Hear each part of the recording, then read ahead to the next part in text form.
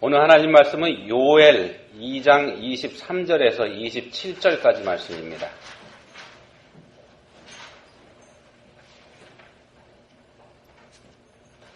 한 목소리로 읽겠습니다.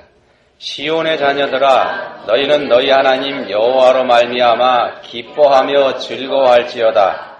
그가 너희를 위하여 비를 내리시되 이른 비를 너희에게 적당하게 주시리니 이른 비와 늦은 비가 예전과 같을 것이라. 마당에는 밀이 가득하고 독에는 새 포도주와 기름이 넘치리로다. 내가 전에 너희에게 보낸 큰 군대 곧 메뚜기와 느치와 황충과 팥중이가 먹은 횟수대로 너희에게 갚아주리니 너희는 먹되 풍족히 먹고 너희에게 놀라운 일을 행하신 너희 하나님 여호와의 이름을 찬송할 것이라. 내 백성이 영원히 수치를 당하지 아니하리로다.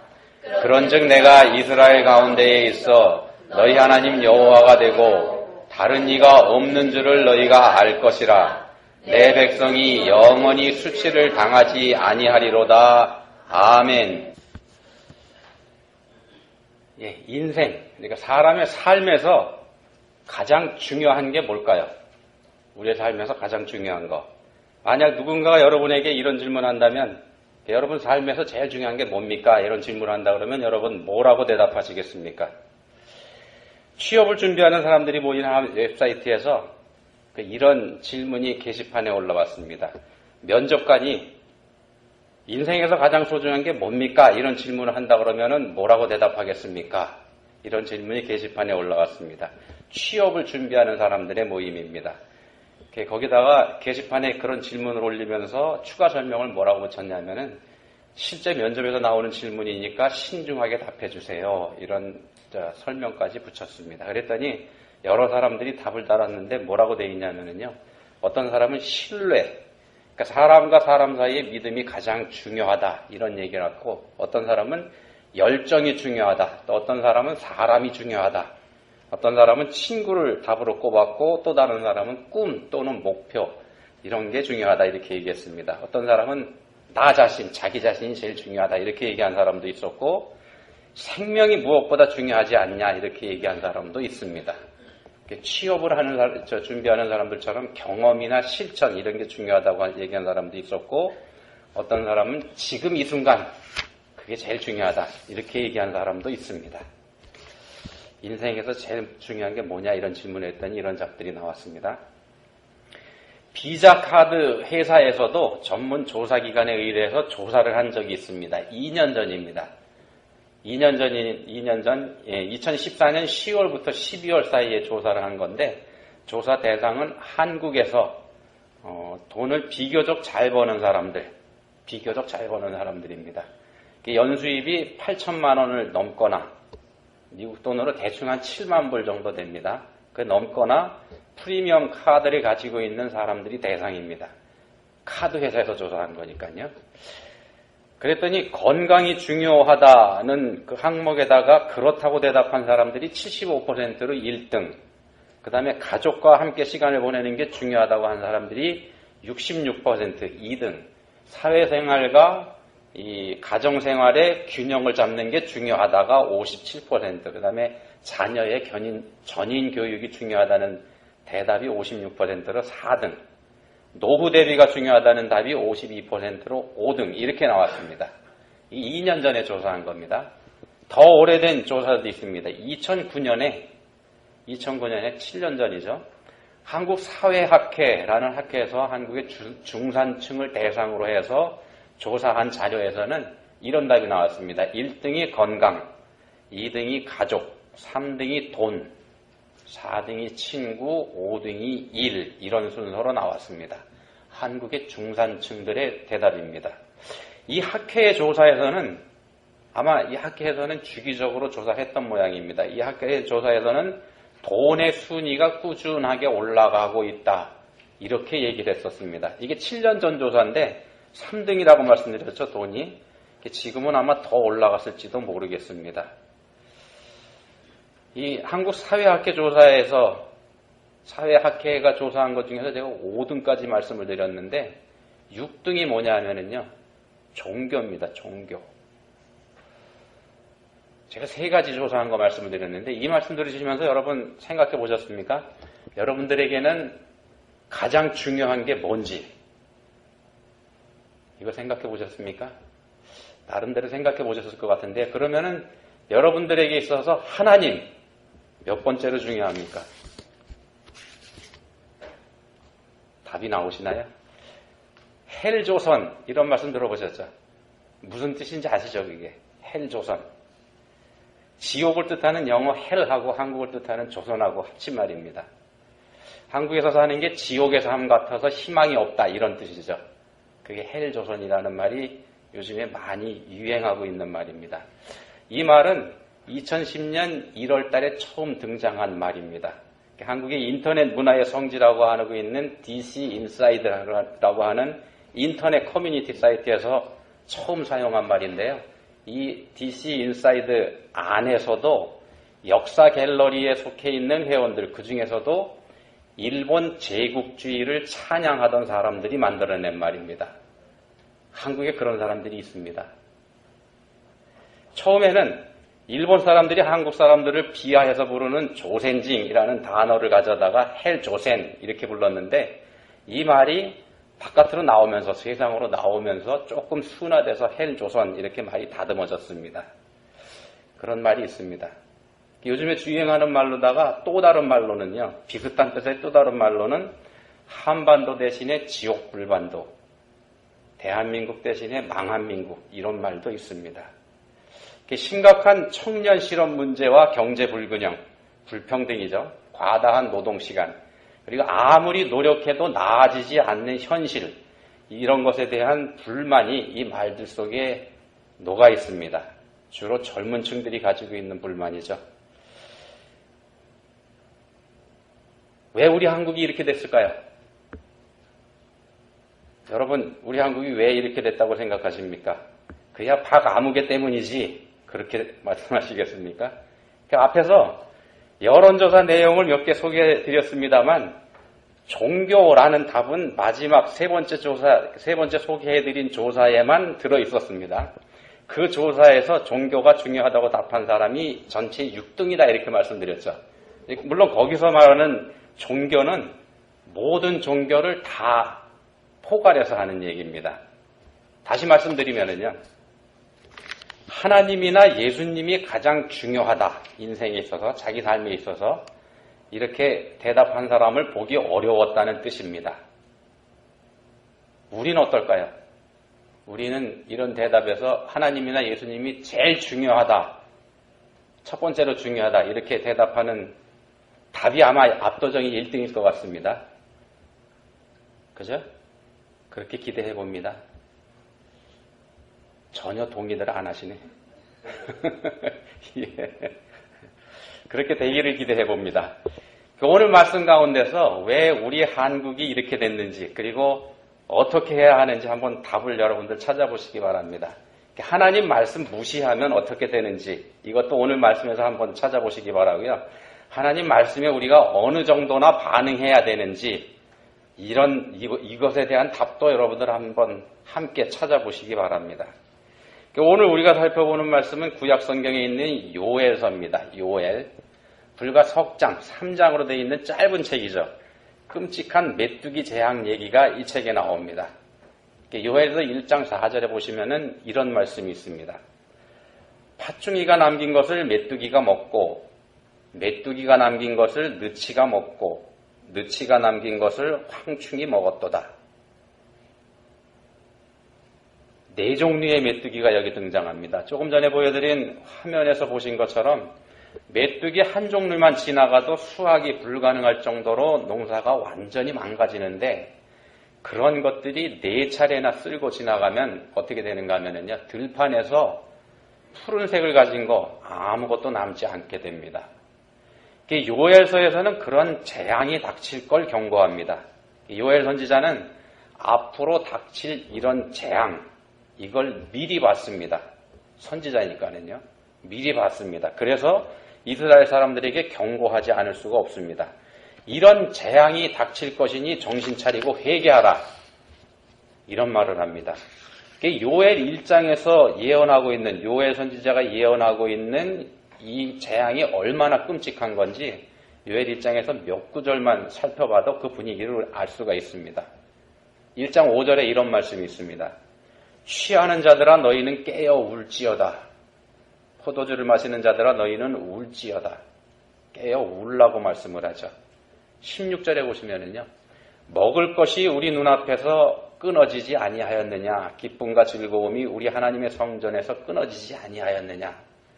기쁨과 즐거움이 하나님 성전에서도 끊어졌다. 이렇게 얘기를 합니다. 18절에 보시면은 가축이 울부짖고 소떼가 소란하니 이는 꼴이 없음이라. 양떼도 피곤하도다.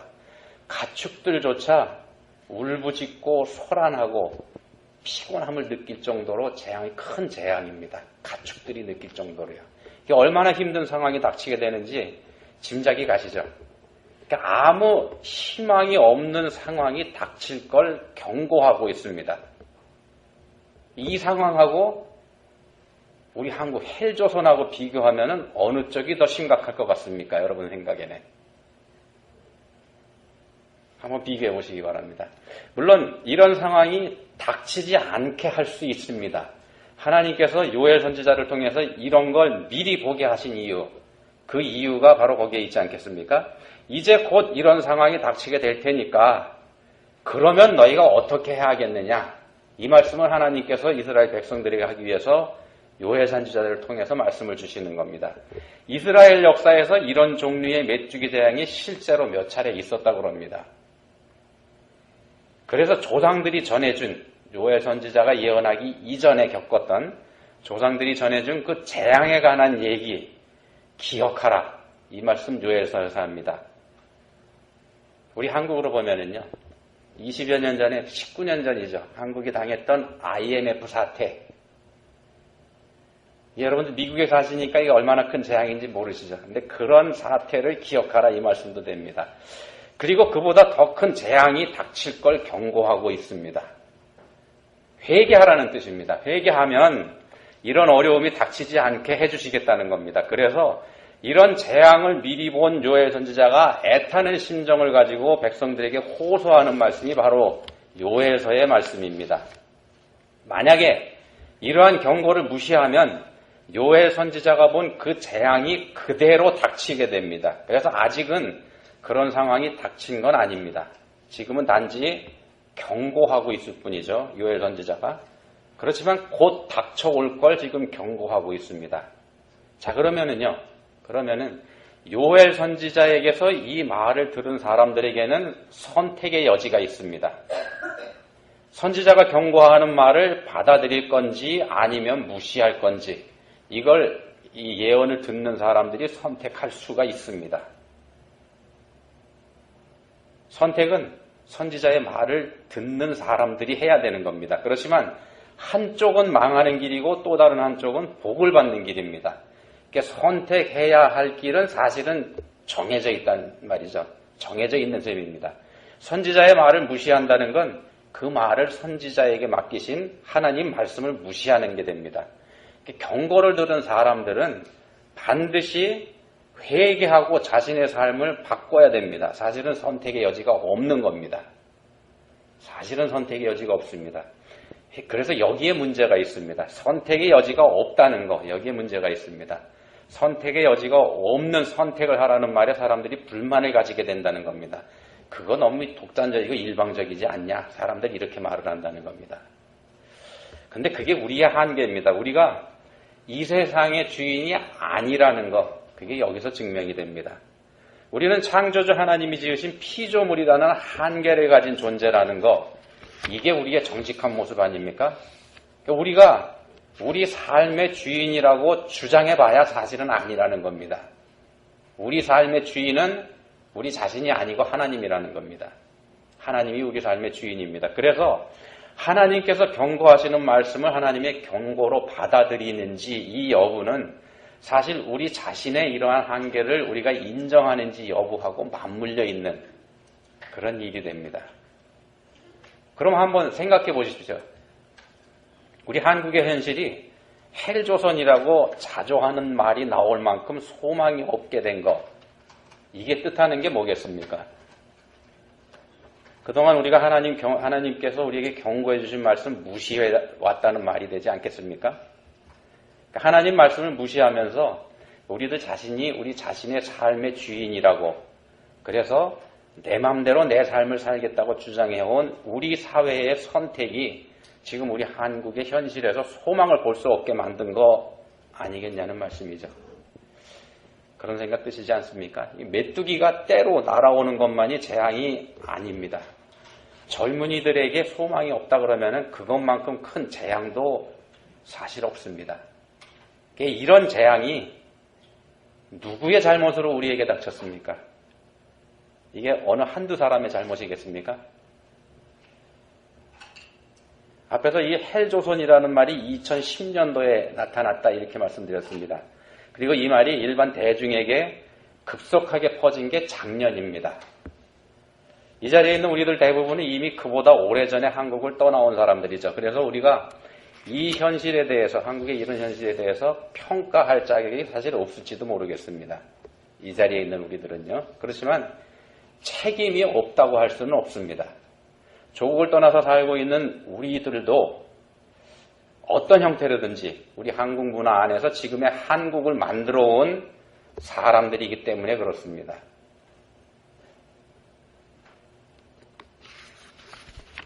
그러면 우리가 할 수 있는 일이 뭘까요? 밖에서 살고 있는 우리가 한국 사회를 비난만 하는 것, 이건 사실 무책임한 일 아니겠습니까? 본문 23절에 보시면은 이런 말씀을 합니다. 본문 23절입니다. 시온의 자녀들아, 너희는 너희 하나님 여호와로 말미암아 기뻐하며 즐거워할지어다. 너희는 기뻐하며 즐거워하라. 이런 말씀 여기서 합니다. 어떻게 우리가 그렇게 할 수 있을까요? 암담한 현실, 또 소망이 보이지 않는 캄캄한 상황에 있고 또 지금보다 더한 상황이 곧 닥칠 거다. 이런 말씀을 요엘서에서 하고 있는데 말입니다.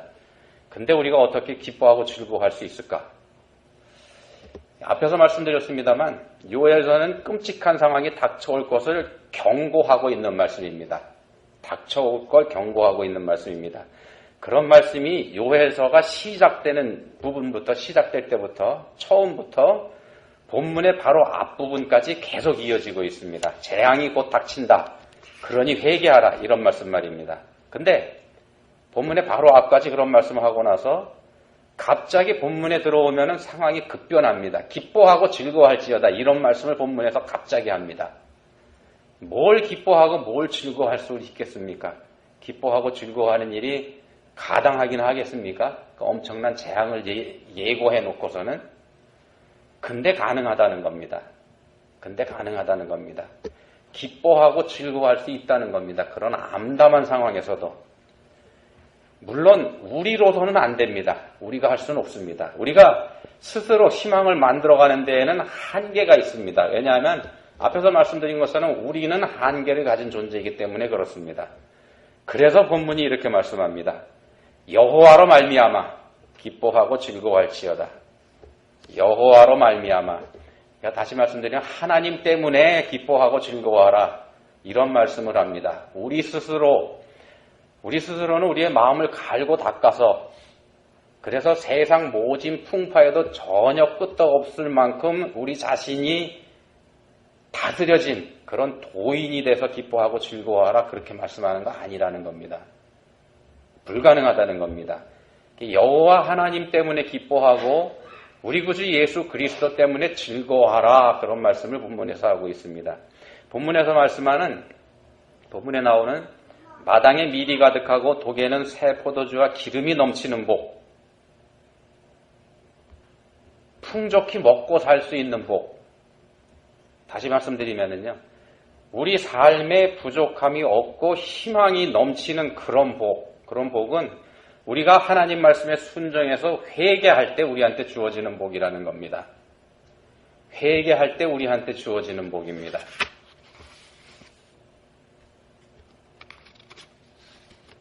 회개할 때 주어집니다. 근데 여러분, 우리가 어느 정도 회개하면 하나님께서 이런 복을 우리한테 주실까요? 우리는 사실 매 주일마다 회개하는 기도하지 않습니까? 예배 드릴 때만 매 주일 예배에 회개 기도 우리가 합니다. 한 주 동안 세상에 나가 살면서 회개를 하고서는요, 한 주 동안에 세상에 나가 살면서 또 다른 죄를 짓고 와서 또 회개합니다. 죄를 짓고 회개하고 또 반복해서 죄를 짓고 그렇게 살고 있지 않습니까? 그런 우리가 과연 우리의 회개를 통해서 하나님께서 이 사람은 됐다. 이제 너한테 복을 줄게. 이만큼 우리가 회개할 수 있겠느냐는 말씀입니다. 또 말씀드리지만 우리로서는 안 됩니다. 우린 그렇게 할 수 없습니다. 하나님께서 우리가 회개한 거 보시고서 이만큼 회개했으니 됐다 복 받아라. 이만큼 우리가 회개 못한다는 겁니다. 만약 본문에서 약속하는 복이 전적으로 우리의 그런 회개에 달려있다 그러면 우리의 앞날은 암담합니다. 하나님의 저주와 형벌만이 우리를 기다리고 있을 게 분명하기 때문에 그렇습니다. 그런데 오늘 본문 말씀이 요엘 2장입니다. 이 요엘 2장을 잘 읽어보시면은 우리가 온전하게 회개하면, 철저하게 회개하면 이런 단서가 없습니다. 요엘 2장에 보시면은요. 심지어 회개하면 이라는 말씀조차 요엘 2장에 없습니다. 그럼 뭘 근거로 해서 회개하면 이런 복을 주시겠다고 말씀을 했느냐? 본문 19절에 보시면은, 2장 19절에 보시면은 응답하여 라는 말씀이 나옵니다. 우리가 움직이는 것에서, 우리의 반응하는 것에 응답해서 하나님께서 어떻게 해주시겠다는 겁니다. 우리의 회개가 전제된다는 걸 요 한마디 말씀을 통해서 우리가 알 수가 있습니다. 이게 무슨 말씀인가 하면요, 우리가 회개를 시작하기만 하면 하나님께서는 본문에 약속하신 복을 쏟아 부어 주시겠다는 겁니다. 우리가 회개를 시작하기만 하면은요, 막 부어 주시겠다는 겁니다. 우리가 회개하는 신용이라도 하면 하나님께서 그걸 봐주시겠다는 겁니다. 그런 뜻입니다. 우리가 회개하기를 하나님께서 얼마나 기다리고 계시는지 그 심정 이해하실 수 있으시겠습니까? 우리의 회개를 바라는 하나님의 애타는 기다림, 이거 느끼실 수 있으시겠는지요? 우리는 성경에서 오래 참고 기다리라는 말씀 종종 대하게 됩니다. 그 말씀으로 우리가 위로를 받기도 합니다만 때로는 그 말씀 때문에 우리가 좌절하기도 하는 것도 솔직한 우리들의 모습이기도 합니다. 근데 그렇지만은요, 정작 오래 참고 기다리시는 분은 하나님이십니다. 하나님께서는 우리가 회개하는 신용이라도 해주기를 기다리고 계신다는 겁니다. 그런 모습을 우리가 보여드리기만 하면 우리에게 주시려는 걸 쏟아부을 만반의 준비를 다 하고 계신 분이 우리 하나님이시라는 말씀입니다. 매주 회개하고 있는데 이렇게 말씀하시고 싶으실 겁니다. 아니요. 회개는 말로만 하는 거 아닙니다. 기도로만 하는 거 아닙니다. 요에서 읽어보시면은 마음을 찢는 회개 말씀합니다. 마음을 찢는 회개. 그러니까 다시 말씀드리면은 우리의 삶이 한 번 회개한 죄 다시 짓지 않으려는 그런 노력이 동반된 삶이어야 된다는 겁니다. 그런 회개가 진정한 회개가 됩니다. 우리의 삶에서 우리가 진짜로 회개했다는 증거가 보이는 것, 그게 참된 회개라는 말씀입니다. 하나님께서는 우리한테서 그런 모습을 보기를 원하신다는 겁니다. 우리의 삶에서 그런 모습이 조금이라도 보이기 시작하기를 기다리고 계신다는 말씀입니다. 우리의 삶이 지옥에서 천국으로 바뀌는 것, 그거 우리한테 달려 있습니다. 우리가 하나님을 인정해 드리기만 하면, 우리가 한계를 가진 존재라는 걸 인정하기만 하면, 그래서 그분과 함께하는 삶을 살기만 하면 우리의 삶은 그때부터 천국이 보장됩니다. 기쁘고 즐거운 삶이 우리 것이 됩니다. 하나님이 그렇게 되게 해주시겠다고 약속하시는 말씀이 바로 오늘 본문입니다. 하나님 이외에 다른 것이 없다는 것, 또 예수님 이외에는 우리에게 아무 소망이 없다는 것, 여러분 이거 인정해 보시기 바랍니다. 그러면은 여러분의 삶이 천국으로 바뀌게 됩니다. 하나님 아버지, 저희는 미련해서 하나님의 경고로 받아들이지 못하는 일이 많습니다. 저희의 상황이 어려워진 거, 이건 저희들의 미련함과 하나님의 말씀을 무시한 교만 때문임을 알게 해주셨습니다. 이제는 저희 모두가 하나님 앞에서 겸손하기 원합니다. 저희에게 주시는 경고가 사실은 저희를 향한 하나님의 사랑의 고백임을 알고 기뻐하며 즐거워할 수 있는 저희 모두가 될 수 있기를 소원합니다. 저희를 도와주십시오. 예수님 이름으로 기도합니다. 아멘.